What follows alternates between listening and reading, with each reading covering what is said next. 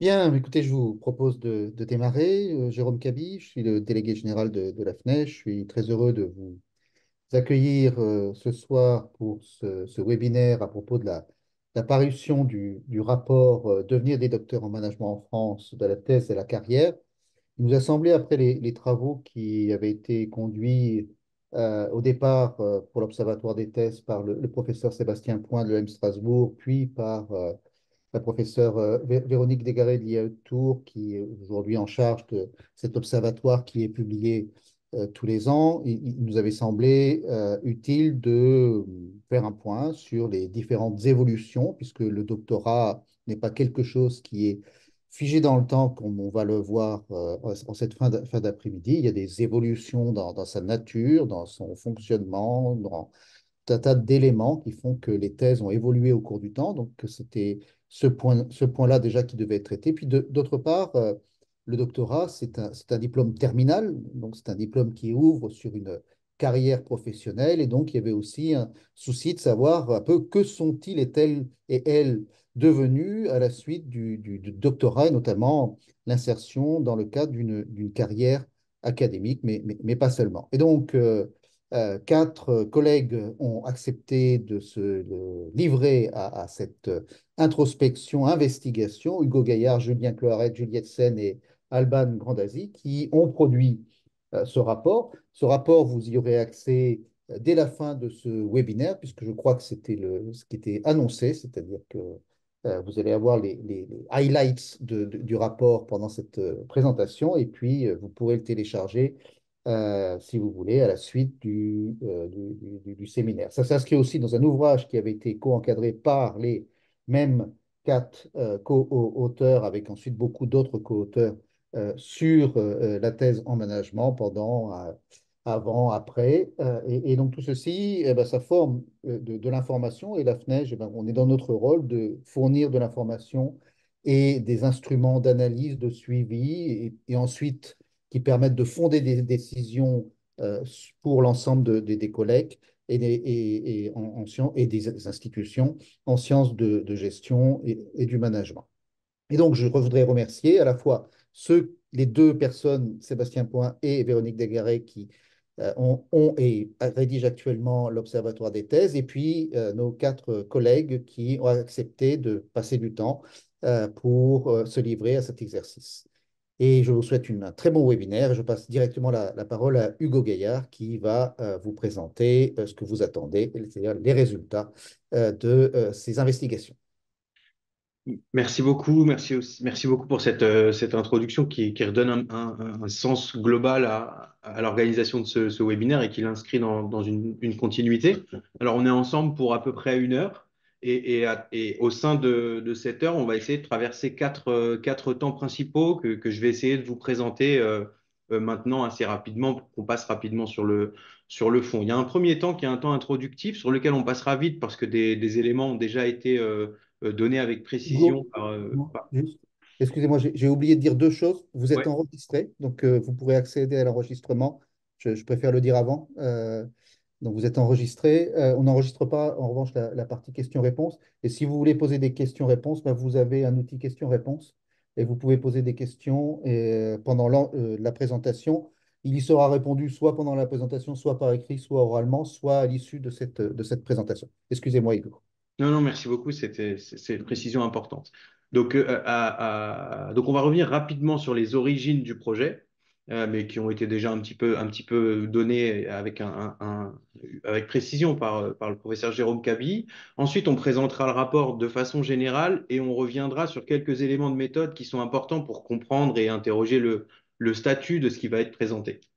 Alors, il y aura bien sûr ensuite un temps que nous avons choisi d'appeler temps central, avec deux enseignements clés qui seront mis en avant et qui sont directement issus de ce rapport. Le premier enseignement concerne les évolutions de la thèse en sciences de gestion et le second est plutôt positionné après la thèse, puisqu'il est intitulé l'après-thèse, et se posera la question de la carrière, ou plutôt des carrières, après une thèse en management.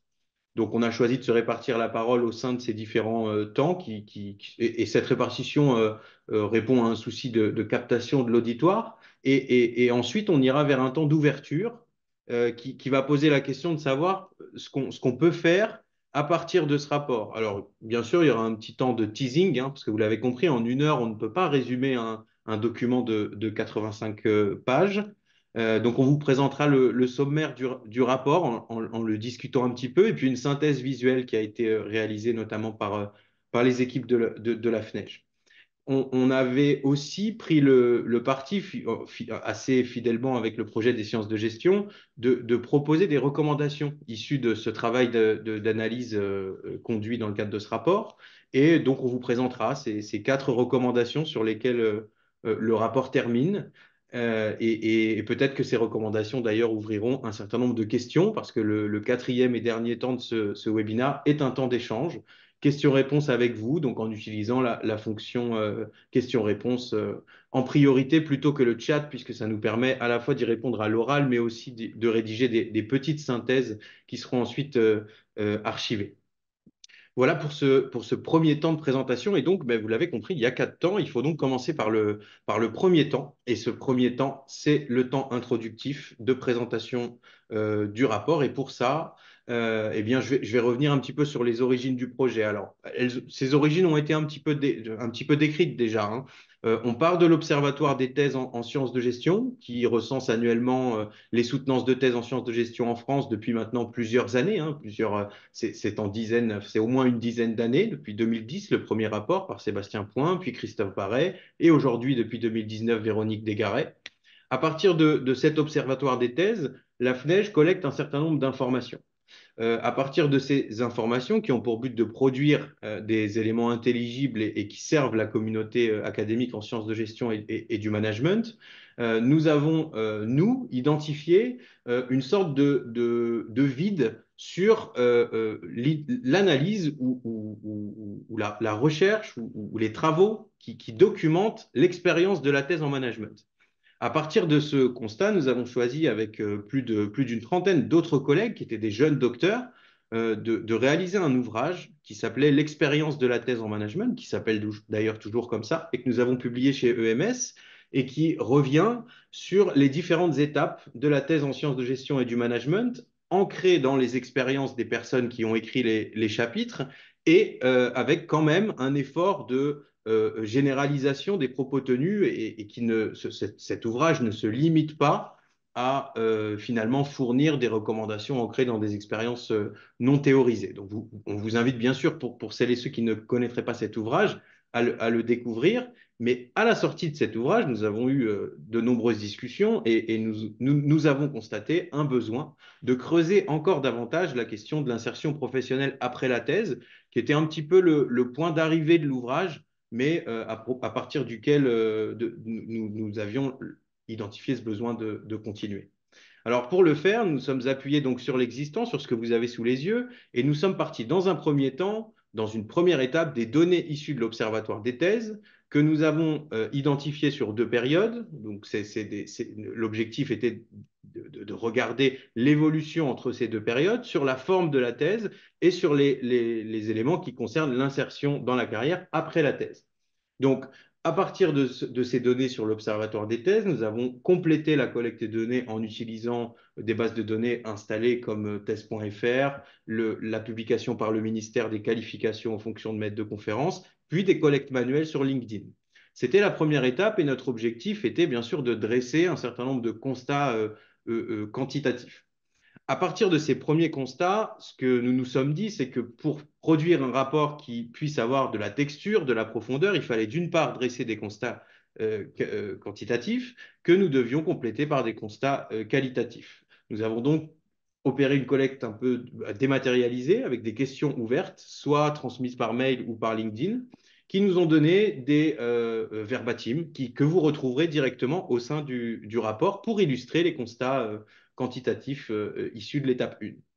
À partir de là, parce qu'on avait un double souci, c'était de faire du lien avec ce que nous avions fait avant et ce que nous faisions aujourd'hui, et en même temps aussi de dire que on ne peut pas être expert de tout, et donc il est nécessaire d'aller chercher au sein de la communauté des sciences de gestion des expertises spécifiques de collègues. Donc nous sommes allés chercher plusieurs collègues pour fournir leurs avis.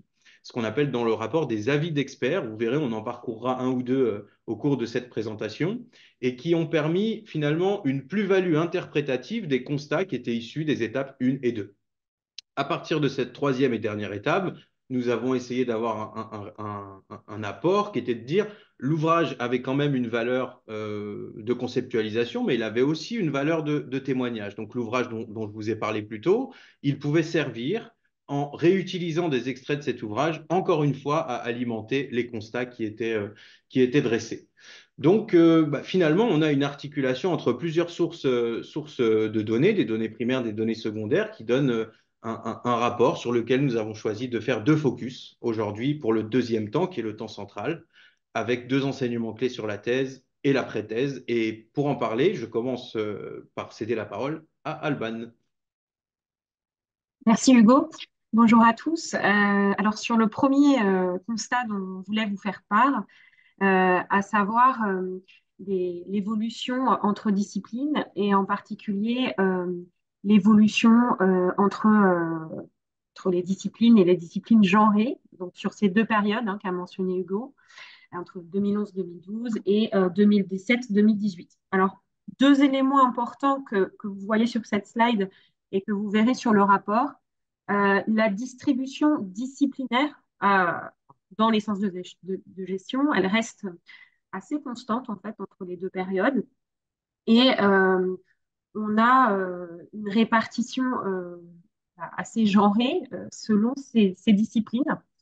Euh, avec, comme le souligne Clotilde Coron dans son œil de l'experte, des disciplines comme la finance, comme la CCA, il y a une répartition qui est équitable en fait entre hommes et femmes, et des disciplines plus fortement marquées comme la GRH, où il y a une tendance féminine très forte à 60%, et la stratégie, où on a une tendance qui reste masculine assez forte avec là pareil 60% de collègues masculins qui soutiennent une thèse en stratégie. Donc on a étudié finalement cette répartition disciplinaire dans le temps et les polarisations sur certaines disciplines dont vous retrouverez le détail dans le rapport. Donc ça c'était le premier point d'enseignement.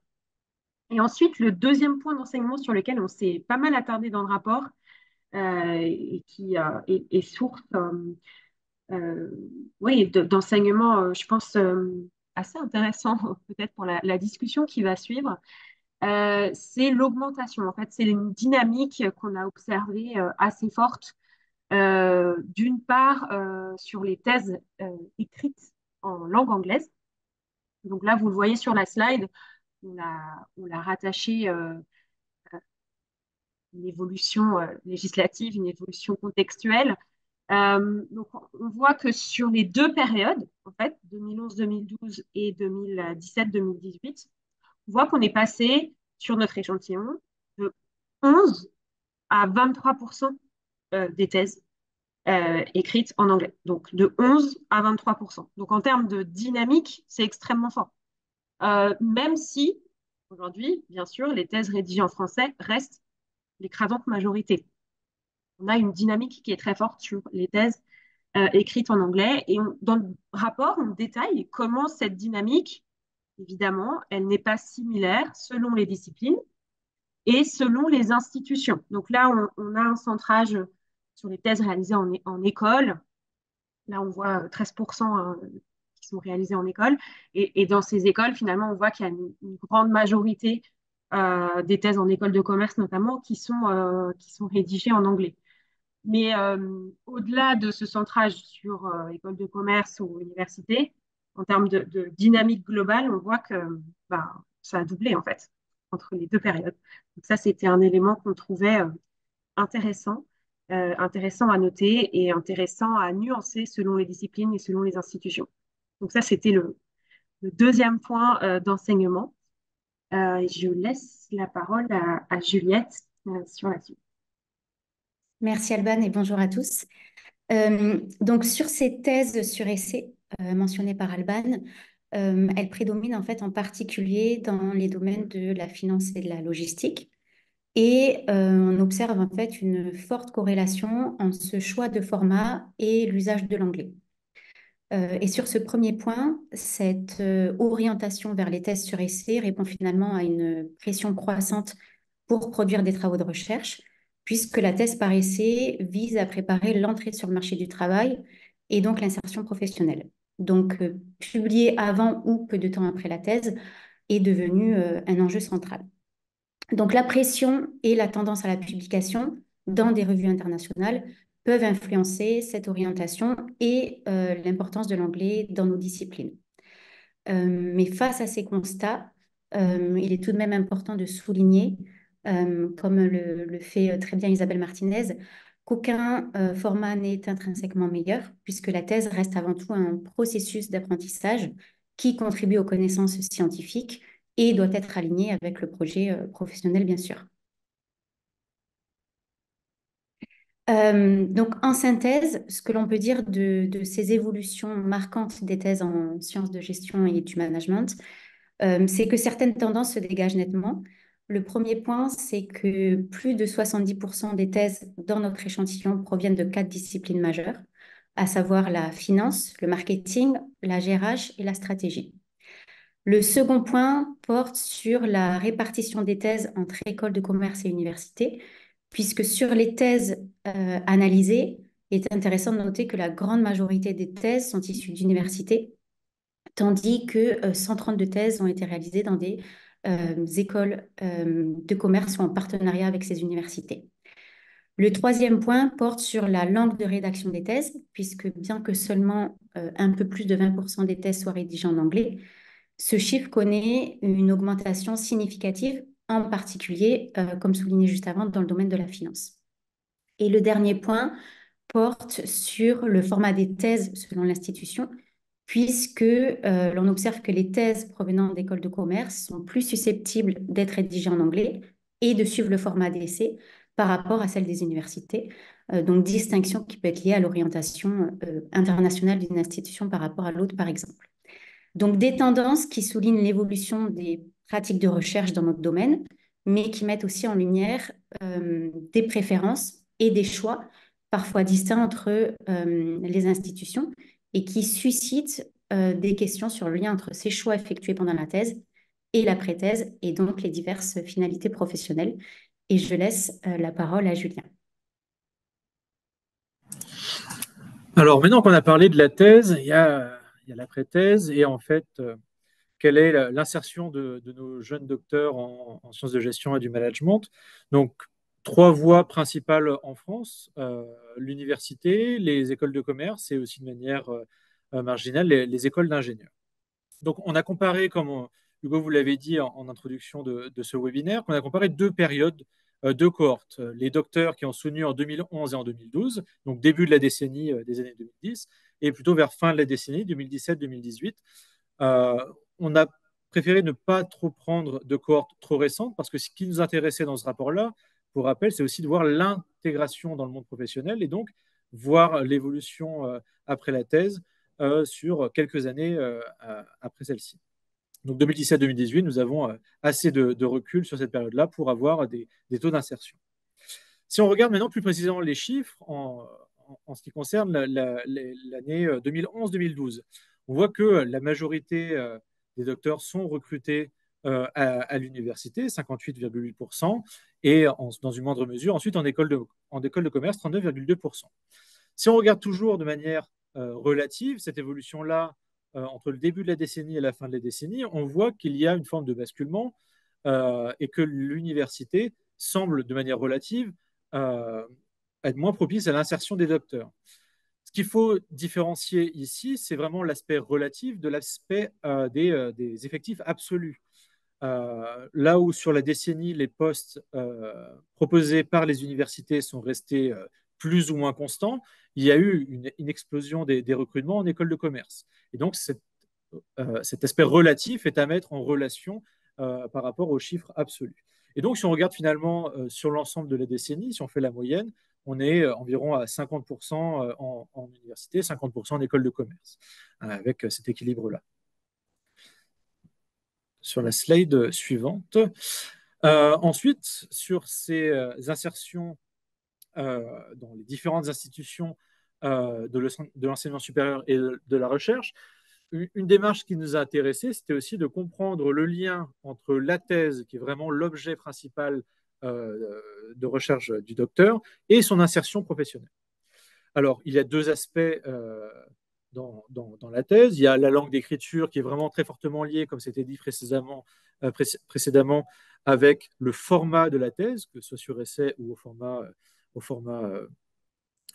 plus traditionnel, hein, monographique.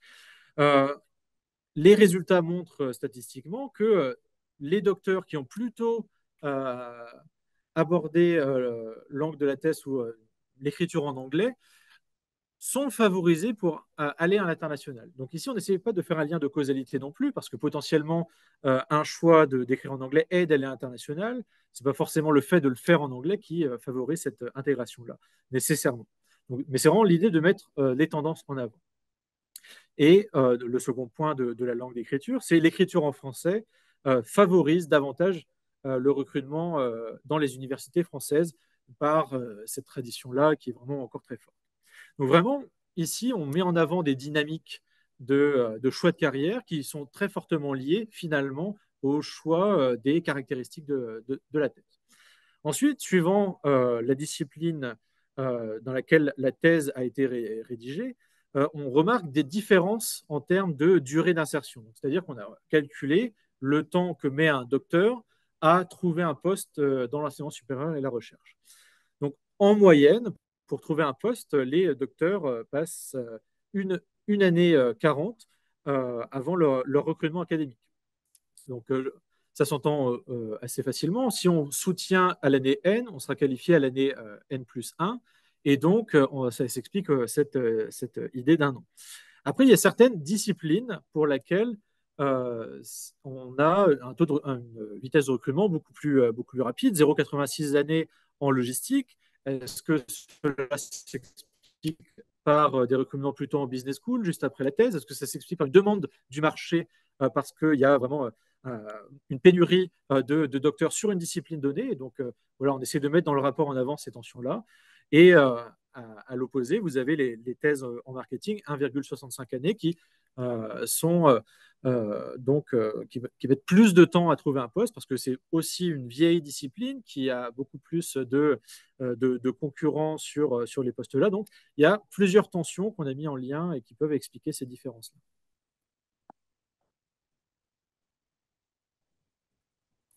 Merci, Julien. Sur le point suivant, on a désiré faire un centrage sur les carrières, comme vous voyez sur la slide, hors secteur académique. Donc, alors rapidement sur ce point, on a observé que sur la totalité des doctorats, on avait 28% des individus qui ont opté pour une carrière dans le privé, alors dans le privé hors enseignement et recherche, je précise. Et en se penchant un peu plus sur la question, on a observé là aussi une dynamique euh, qui va à l'augmentation de ce pourcentage, à savoir de l'augmentation de la répartition des individus se dirigeant vers une carrière dans le privé. Donc, et si on raisonne par rapport au choix de continuer dans l'enseignement et la recherche, bah, par exemple, sur la première période, entre 2011 et 2012, on avait un peu plus de 75% des individus qui se dirigeaient vers une carrière d'enseignement et de recherche, 75% sur la première période, alors que sur la seconde période, on voit qu'il y a à peu près un peu plus de 65% des individus qui se dirigent sur ces métiers d'enseignement et de recherche. Donc, on voit une diminution en répartition et donc de facto une augmentation dans les choix de carrière dans le privé hors enseignement et recherche. Donc ça, on a trouvé que c'était un point intéressant. Il y a quelques témoignages dans le rapport. Là, vous voyez un top 5 des insertions professionnelles étonnantes. Je n'ai pas le temps d'y revenir, c'était pour le clin d'œil. Mais on a également voilà, un certain nombre de témoignages et d'apports plus qualitatifs pour commenter cette évolution dans le rapport. Donc, en synthèse, voilà, sans répéter ce qui vient d'être dit, je pointerai sur le premier point, la répartition qui est stable et équilibrée entre école et université sur l'ensemble des périodes considérées, euh, même si, comme disait Julien juste avant moi, on a finalement une, un, un nombre de postes important supplémentaires en école de commerce. Donc, voilà, il faut toujours veiller à manier les chiffres avec précision, c'est-à-dire qu'il n'y a pas moins de postes, bien sûr, en université, hein, entre les deux périodes. En revanche, il y a plus de postes en école de commerce, il y a une augmentation de postes en école. Donc ça, c'était un premier point, un premier commentaire pour que ce soit bien clair pour tout le monde.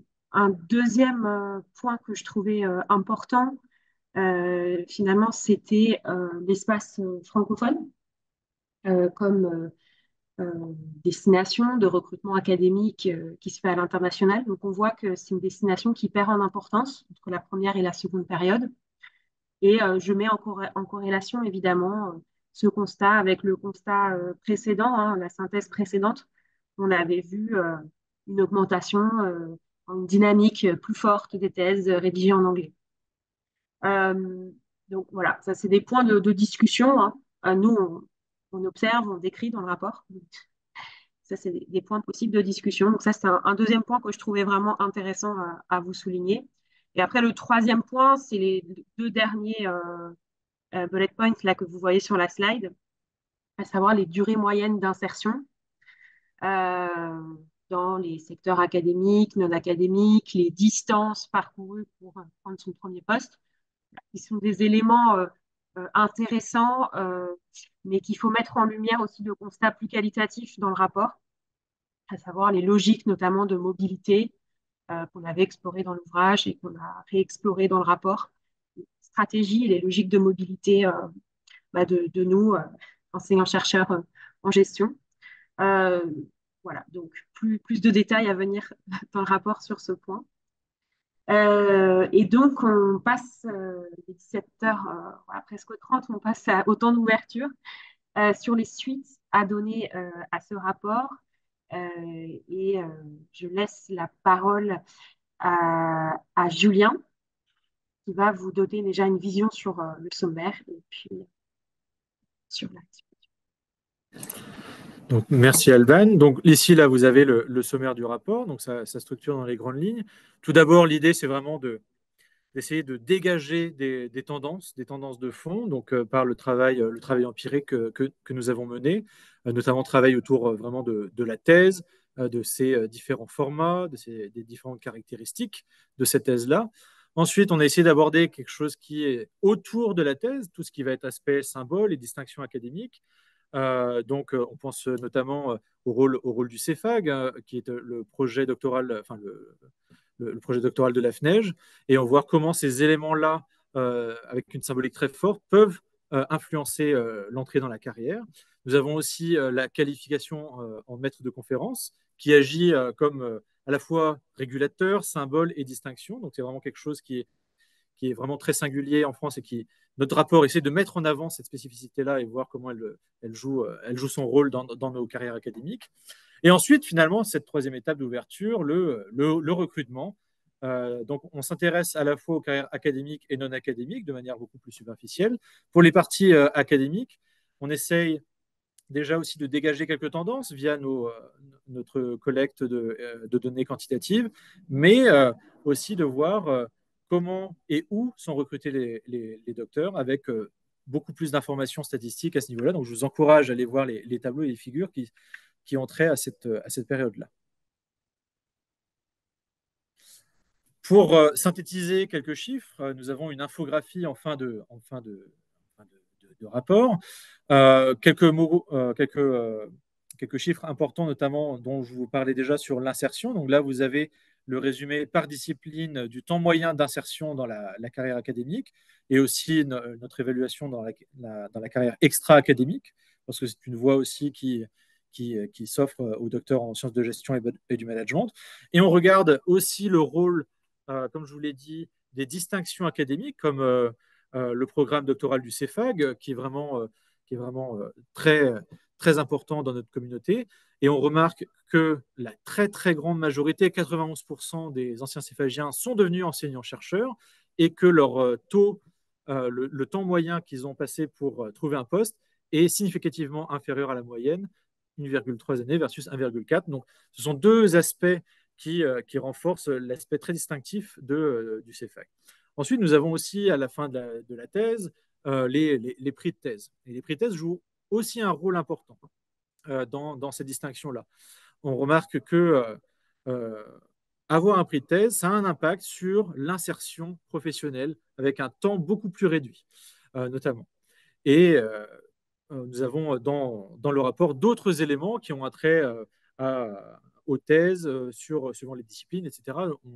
On vous laissera aller piocher dedans pour avoir plus d'informations. Eh bien voilà, merci Julien. Comme convenu, donc, hein, on termine par les recommandations qui viennent clôturer le rapport et qui partent de constats présentés plus tôt, mais aussi d'autres constats qui sont au sein du rapport. Alors, je vois aussi un petit aparté 30 secondes, je vois que les questions arrivent, c'est vraiment très positif, on les lit, on se prépare à y répondre. N'hésitez pas à continuer à soumettre vos questions et peut-être à rebondir sur les recommandations qui vont être présentées si vous trouvez que ça le mérite. Alors, la première recommandation, parce que nous avions noté, et cela vous a été d'ailleurs présenté, des évolutions liées à la forme et à la langue de la thèse au sein de notre échantillon et sur les deux périodes, il nous a semblé, et c'était quelque chose qu'on avait déjà un petit peu identifié lors de la rédaction de l'ouvrage, que le niveau d'information, de sensibilisation, peut-être même de formation, était relativement insuffisant pour les doctorants au début de leur parcours, notamment dans le choix de la forme et de la langue d'exercice de leur thèse de doctorat. Alors, le rapport est bien sûr une contribution, enfin bien sûr, en tout cas, elle est une contribution bien sûr modeste, mais quand même importante à cet objectif d'information des personnes le plus tôt possible. D'abord, nous savons que vous êtes très nombreuses et très nombreux à être parmi les participants des personnes qui sont à ces étapes de questionnement, qui sont peut-être un peu plus loin pour certains et donc qui peuvent peut-être voir une certaine résonance à ce que je dis là, c'est-à-dire une nécessité de sensibiliser davantage les doctorants et les doctorantes à ces enjeux liés à la forme et à la langue de la thèse pour éclairer en quelque sorte la décision qui est prise dans les débuts de ce parcours doctoral qui est quand même relativement opaque quand on y met les premiers pieds. Une deuxième recommandation, c'est de renforcer la formation des doctorants en matière de valorisation de leur travail tout au long de leur parcours de thèse, parce que ce qu'on identifie, bien sûr, c'est le rôle des prix, c'est la qualification, c'est un certain nombre de symboles, de régulateurs, d'éléments, de participation à des congrès, de valorisation des travaux par la publication académique, par les revues socio-économiques, à impact socio-économique, pardon. Donc, cette histoire de valorisation de la recherche, comment on fait pour faire prendre de la valeur à ce qu'on fait dans le cadre de la thèse, dans le cadre de son premier essai, dans le cadre de son premier article, si on est en monographie, c'est quelque chose qui finalement est assez peu outillé. Ça relève d'initiatives individuelles, d'engagement fort, de soutien du directeur de recherche, de l'institution. Bref, ce sont des leviers, il y en a de multiples, qui sont quand même assez dispersés et pas forcément structurés. Il n'y a pas, à notre connaissance, d'espace de formation qui pourrait, par exemple, adresser cette question de la valorisation au cours de la thèse de doctorat. Et peut-être nous demandons si ça peut être un rôle à jouer pour la FNEJ en matière de formation. La FNEJ qui organise déjà de nombreuses formations pour les enseignants-chercheurs et toutes les personnes qui s'intéressent à la recherche en gestion dans le contexte français.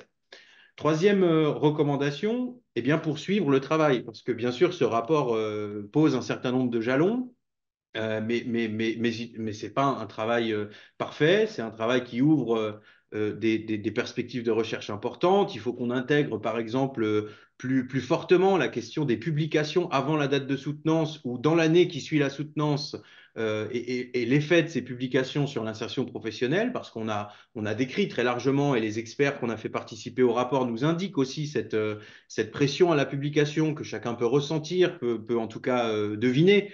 Et évidemment, on manque d'éléments sur l'effet réel de cette publication anticipée avant la soutenance ou de cette publication en extrême proximité avec la soutenance, même a posteriori, sur l'insertion professionnelle dans la carrière. Et on voit que ça prend 1 année et 43 mois pour obtenir un poste. Et donc, ça veut dire que ça prend du temps, et donc ça veut dire que ce temps est utile à quoi? À quelque chose, certainement à publier, peut-être pas seulement. Donc, ça ouvre un certain nombre de questions qu'il faudra approfondir par ailleurs. Et puis, la dernière recommandation, vu l'audience qui est avec nous, je pense qu'il sera difficile de nous contredire. Alors, peut-être que vous ne serez pas d'accord avec cette recommandation, mais la promesse que nous vous faisons, c'est que cette recommandation est issue des résultats du rapport. Ce n'est pas une recommandation fantasmée. Elle montre que, d'une part, le nombre de personnes qui soutiennent des thèses continue d'être stable. Le nombre de postes dans le secteur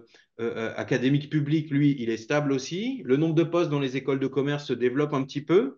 Mais ce qu'on regarde, quand on regarde le rapport notamment de Pierre-Louis Dubois qui a été fait à la FNEJ, eh bien, on remarque que la gestion est d'une part la discipline qui a le plus faible taux d'encadrement, pardon, de toutes les disciplines universitaires. Donc, on est de mémoire, c'est très bien écrit dans le rapport, hein, on est à 1 enseignant-chercheur pour 80 étudiants, ce qui est quelque chose d'absolument qui est très important pour rester lisse, et d'autre part que plus de 13% des étudiants qui suivent des études supérieures sont inscrits en gestion ou suivent une formation en lien avec les sciences de gestion. Donc on est une discipline de premier plan académique, et pour tenir la promesse auprès des étudiants qui souhaitent suivre les cursus dans cette discipline, et pour ensuite soutenir l'engagement des doctorants dans la démarche de recherche et la formation à la recherche par la recherche, il faut proposer des débouchés à des personnes qui font le choix de s'inscrire dans la carrière académique et qui ont un travail, un contenu produit à la sortie de la thèse qui répond aux exigences et aux attentes des institutions qui délivrent cet enseignement. Alors voilà pour les quelques éléments que nous voulions vous présenter. Et peut-être je voulais juste terminer avant d'ouvrir les questions-réponses, il y en a de nombreuses, par remercier d'abord l'ensemble des participantes et des participants à ce webinaire d'être là. Et puis remercier bien sûr la FNEJ pour le soutien qui nous a été donné pendant, maintenant ça fait plusieurs années que ce soutien se matérialise, mais il a été fort sur les dernières semaines par toutes les équipes de la FNEJ. On peut bien sûr penser à Jérôme Cabi qui est venu ici nous faire l'introduction de ce temps fort. On pense aussi aux équipes de la FNEJ. On pense à Maëlle Brumard, à Marie Gandon, à Agathe qui nous a aidé, Agathe Amiot qui nous a aidé à faire des vidéos, et plus largement toute l'équipe, parce que c'est un collectif, la FNEJ, et qui nous a été très, très, très utile pour produire ce que nous espérons être un rapport qui vous sera utile et à propos duquel nous serons très heureux d'échanger dès maintenant.